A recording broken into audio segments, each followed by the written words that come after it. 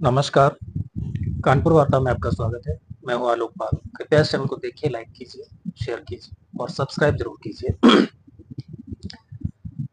भगवा आतंकवाद या सैफरन टेरर, ये शब्द आपने लगभग 10-12 साल पहले बहुत सुना होगा। ये शब्द ईजाद था कांग्रेस पार्टी का। कांग्रेस पार्टी के तत्कालीन गृह मंत्री सुशील कुमार शिंदे का।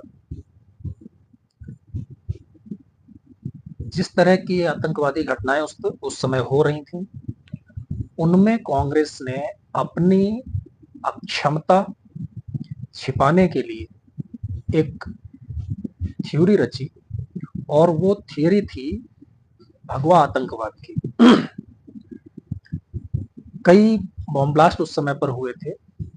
एक समझौता एक्सप्रेस ब्लास्ट हुआ था, एक मालेगांव ब्लास्ट हुआ था, एक किसी मस्जिद में भी हुआ था।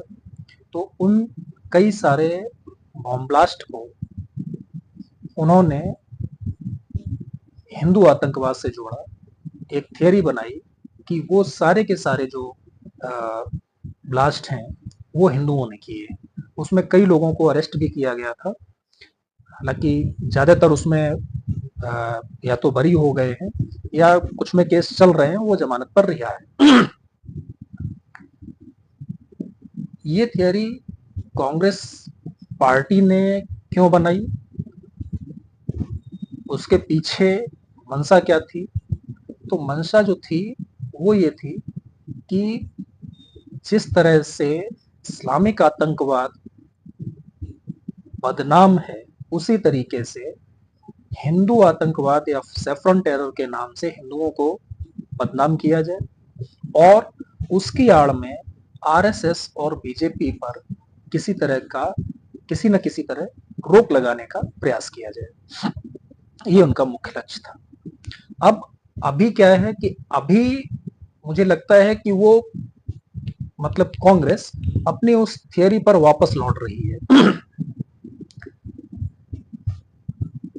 प्रयास पहले से भी था, लेकिन जब से 2024 लोकसभा चुनाव का रिजल्ट आया है, उसके बाद से अगर आप देखेंगे और विशेष रूप से राहुल गांधी के बयानों को अगर आप देखेंगे, तो आप पाएंगे कि कांग्रेस पार्टी अपनी उसी पुरानी थियरी जो कि 12-13 साल 15 साल पहले उसने अपनाई थी, उसी पर वो वापस लौट रही है। आप बयान देखिए। सबसे पहले तो वो कहते हैं हमने हिंदुत्व को हरा दिया, जबकि इस चुनाव में हिंदुत्व कोई मुद्दा ही नहीं था। इसके बाद अयोध्या यानी कि फैजाबाद लोकसभा सीट जो थी, वहां से समाजवादी पार्टी के चुनाव जीतने के बाद उन्होंने अभी हाल में 2 दिन पहले बयान दिया कि हमने उस राम मंदिर आंदोलन को हरा दिया जो लाल कृष्ण आडवाणी ने शुरू किया था।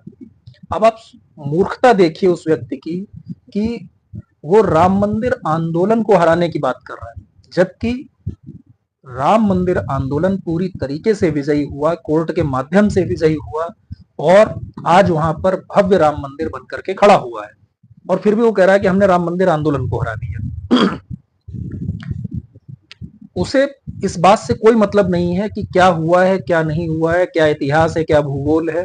उसे इन सारी चीजों से कोई लेना देना नहीं है। उसको केवल अपने तर्क गढ़ के लोगों में परोसना है। उसे ऐसा क्यों लग रहा है? उसको ऐसा इसलिए लग रहा है क्योंकि ये चुनाव 2-3 मुद्दों पर पूरी तरह से केंद्रित था। पहला, ये चुनाव बेरोजगारी पर केंद्रित था। बेरोजगारी का मुद्दा सिर चढ़कर बोला। ये राजनीतिक विश्लेषक कुछ भी बकवास करते रहे, उनका कोई मतलब नहीं है। मैं दावे से कह रहा हूं कि बेरोजगारी का मुद्दा सिर चढ़कर बोला और उसके चलते युवाओं का जो एक दूरी थी बीजेपी से, वो लगातार बनती चली गई या यूं कहें कि बढ़ती चली गई। जिस तरह से 2014 में युवा बीजेपी के साथ जुड़े थे और 2019 में वो जुड़े रहे और खासतौर से जो बॉम्ब ब्लास्ट हुआ था कश्मीर में जिसमें हमारे सेना के 39 या 40 जवान शहीद हो गए थे, उसके बाद जो कार्रवाई की सरकार ने, तो लोगों को लगा कि नहीं एक मजबूत सरकार है, तो उसके कारण एक माहौल बना था कि युवा हो, मध्य आयु वर्ग का हो या उम्रदराज हो, कोई भी हो, ज्यादातर लोग उसके प्रति एक सिंपैथी रखते थे और उस सिंपैथी में उन्होंने बीजेपी सरकार को वोट भी किया। लेकिन पिछले 5 सालों में जिस तरीके से सरकार के निर्णय भी बहुत सारे बेवकूफाना है, उन पर मैं पहले भी बात कर चुका हूं, फिर बात करूंगा। तो जिस तरीके से सरकारी नौकरियों में बहुत तेजी से कमी की, अग्निवीर जैसी योजना लेकर के आए, उस पर कोई विशेष अध्ययन नहीं किया और साथ ही साथ उसको वो समाज में उस तरीके से उतार भी नहीं पाए कि लोगों को समझा सकें कि इसमें क्या अच्छाई क्या बुराई, तो उसका भी असर हुआ। तो बेरोजगारी एक बहुत बड़ा मुद्दा था। बेरोजगारी की वजह से युवा बीजेपी से नाराज था, उसने बीजेपी के अगेंस्ट वोट किया। दूसरा मुद्दा जो था वो जातियों का था। लोग माने या ना माने, इस चुनाव, वैसा हर चुनाव में रहता है, लेकिन इस चुनाव में पिछले 2 चुनावों की अपेक्षा जातियों का प्रभाव ज्यादा रहा और उसके चलते भी जो है परिणाम कुछ हद तक बीजेपी के अगेंस्ट गए। और तीसरा बीजेपी का मिसमैनेजमेंट था ही। और एक और मुद्दा था जो कम से कम मुझे उत्तर भारत में तो बहुत अच्छे से दिखाई देता है, और वो था छुट्टा गौवंश का। बीजेपी वाले कभी नहीं मानेंगे और बीजेपी समर्थक जो राजनीतिक विश्लेषक हैं वो भी नहीं मानेंगे, लेकिन ये एक बड़ा मुद्दा था। और अगर वो नहीं मानते हैं तो वो कहते हैं ना कि भुस पर लीपना, तो भुस पर लीप रहे। तो इन सारे कारणों से जो नॉर्थ में और खासतौर से यूपी में एक बड़ा असर पड़ा और उसके चलते बीजेपी बहुमत लाने, अकेले दम पे बहुमत पाने में असमर्थ रही और यूपी में खासतौर से समाजवादी पार्टी चुनाव जीतने में सफल रही। कांग्रेस केवल उसी का खाना खाना चाहती है। कांग्रेस का क्या है उसमें? आप पूरे देश में चुनाव लड़ें, ज्यादातर राज्यों में आप दूसरों के कंधों पर सवार होकर के चुनाव लड़े और फिर भी आप केवल 99 सीटें ला पाए। लेकिन राहुल गांधी के बयान आप देखिए, वो कह रहा है कि हमने अयोध्या हरा दिया और ये हमारी राम मंदिर आंदोलन पर जीत है। भाई ठीक है, जीत ले, क्या कर लेगा जीत के? हमें मंदिर चाहिए था, बन गया। जिस जगह चाहिए था उस जगह बन गया। अब क्या कर लेगा जीत के? कोई मतलब नहीं उसकी जीत का। दूसरा बयान देखिए जो उसने संसद में दिया। संसद में खड़े होकर के उसने कहा वो जो अपने आप को हिंदू कहते हैं। तो मुझे तो ये नहीं समझ में आता है कि भारत में जो हिंदू हैं उनमें से अपने को हिंदू कहता कौन नहीं, और क्या वो खुद को हिंदू नहीं कहता? भाई वो खुद को भी तो हिंदू कहता है। वो तो बताता है कि वो दत्तात्रेय गोत्र का ब्राह्मण है। तो भाई दत्तात्रेय गोत्र का ब्राह्मण हिंदू होता है कि नहीं होता, ये उसको बताना चाहिए। तो वो संसद में खड़े होकर के कहता है वो जो खुद को हिंदू कहते हैं वो हिंसक हैं, झूठ फैलाते हैं, नफरत फैलाते हैं। तो भाई जरा मुझे बताइए कि हिंदू कहां पे हिंसा फैला रहा है, कहां पे नफरत फैला रहा है, कहां पे झूठ फैला रहा है? झूठ की फैक्ट्री तो कांग्रेस पार्टी ने खोल रखी है। पिछले मेरे ख्याल से 4 या 5 साल से कांग्रेस पार्टी के आप किसी भी बयान को उठा करके देख लीजिए, छोड़ झूठ के उन्होंने शायद ही कोई सच बोला हो। कोई गलती से बोल गए हो तो बात अलग है, हर मसले पर झूठ बोल रहे हैं। नफरत की शुरुआत वो करते हैं। किस हद तक उनको नफरत है हिंदुओं से, हिंदू देवी देवताओं से, हिंदू रीति रिवाजों से। तो नफरत आप करते हैं, झूठ आप बोलते हैं। और रही बात हिंसक की, तो दुनिया जानती है कि दुनिया में हिंसक कौन सा संप्रदाय है। पूरी दुनिया को नर्क बनाने के का उन्होंने एक टारगेट लेके रखा हुआ है। जहां हैं वहां हिंसा कर रहे हैं। तो खैर उनके विषय में क्या बात करना। मेन मुद्दा ये है कि जातियों में बटे हिंदू समाज का फायदा उठा करके मुस्लिम एकीकरण और कुछ हद तक ईसाइयों का एकीकरण का फायदा उठा करके वो इस देश में हिंदू आतंकवाद या सैफरन टेरर की थियरी पर वापस लौटना चाहते हैं। वो चाहते हैं कि भारत में हिंदुओं को बदनाम करो और उसका फायदा अंतर्राष्ट्रीय स्तर पर उनको मिले। मुझे तो अक्सर लगता है कि राहुल गांधी आखिर चाहता क्या है? क्या ये किसी विदेशी एजेंडे के तहत काम कर रहा है?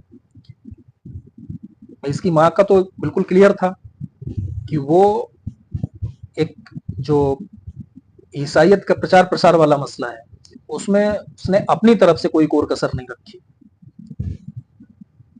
जहां जहां राजनीतिक संरक्षण चाहिए था उन लोगों को, वहां वहां राजनीतिक संरक्षण इनके कार्यकाल में मिला। अब ये क्या चाहता है, क्यों चाहता है, ये समझ से बाहर। इस सैफरन टेरर की थियरी पर कांग्रेस क्यों वापस लौट रही है? क्या उसको लगता है कि इस थियरी से वो हिंदुओं में और ज्यादा जातीय विभेद पैदा कर सकती है और उसके चलते आने वाले समय में वो सत्ता पर काबिज हो सकती है?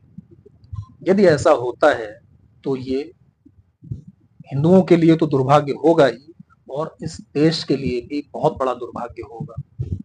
सरकार को भी थोड़ा सा इस चीज पे ध्यान रखना चाहिए। सरकार से मतलब मुझे खास तौर से बीजेपी से मतलब है कि बीजेपी को इस पर खास तौर से ध्यान देना चाहिए कि आप ऐसी नीतियों से आगे नहीं बढ़ सकते जो आपने 2019 से 2024 के बीच में अपनाई। मुझे लगता है कि इतनी मजबूत सरकार दोबारा बीजेपी की आएगी, इसमें मुझे लगातार संदेह रहेगा।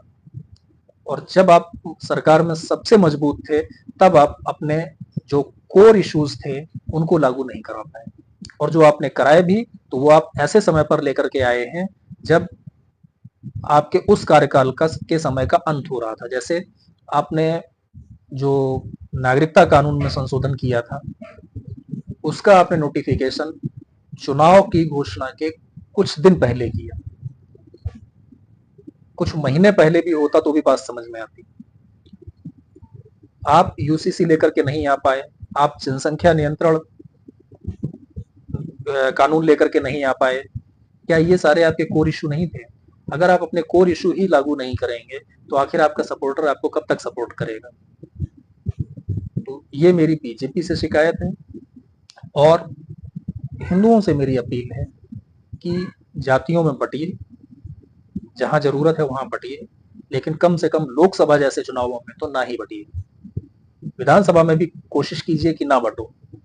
आप उन चीजों को देखो जहां पर आपको भविष्य में बहुत बड़ा फायदा या नुकसान हो सकता है।